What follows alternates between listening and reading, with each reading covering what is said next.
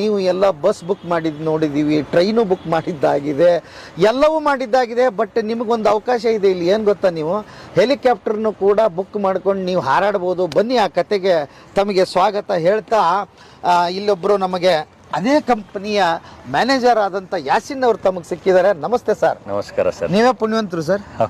ಯಾಕೆ ಹೇಳ್ರಿ, ನಾವು ಬರೀ ನಮ್ದು ಪ್ರಯಾಣ ಯಾವಾಗಲೂ ಕಾರ್ನಾಗ ಮೊದಲು ಚಕ್ಕಡಿಯಲ್ಲಿತ್ರಿ.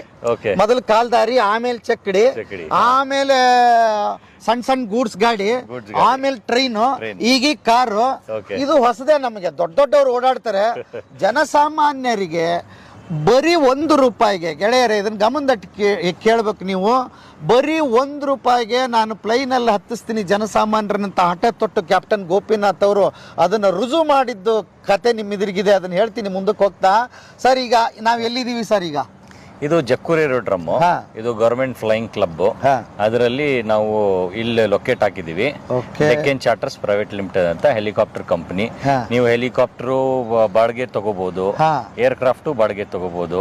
ನೀವು ಹೆಂಗೆ ಬಸ್ಸು, ಕಾರು ಹೆಂಗ್ ಹೈರ್ ಮಾಡ್ತೀರಾ ಆ ತರ ಹೆಲಿಕಾಪ್ಟರ್ ಹೈರ್ ಮಾಡ್ಕೋಬಹುದು. ಬಹಳ ದೊಡ್ಡ ವಿಚಾರ ನಮ್ಗಿದು. ಎಷ್ಟು ಸರಳವಾಗಿ ಹೇಳ್ಬಿಟ್ರಿ. ನಿಮ್ಮ ಹತ್ರ ಹಂಗಾರೆ ಎಷ್ಟು ಹೆಲಿಕಾಪ್ಟರ್ ಇದೆ ಸರ್ ಈಗ? ಸರ್, ನಮ್ಮ ಹತ್ರ ಇವಾಗ 20 ಹೆಲಿಕಾಪ್ಟರ್ಸ್ ಇದೆ. 20 ಹೆಲಿಕಾಪ್ಟರ್ ಇದೆ. 20 ಹೆಲಿಕಾಪ್ಟರ್ಸ್ ಥ್ರೂ ಔಟ್ ಇಂಡಿಯಾ ಇದೆ. ಬ್ಯಾಂಗ್ಳೂರು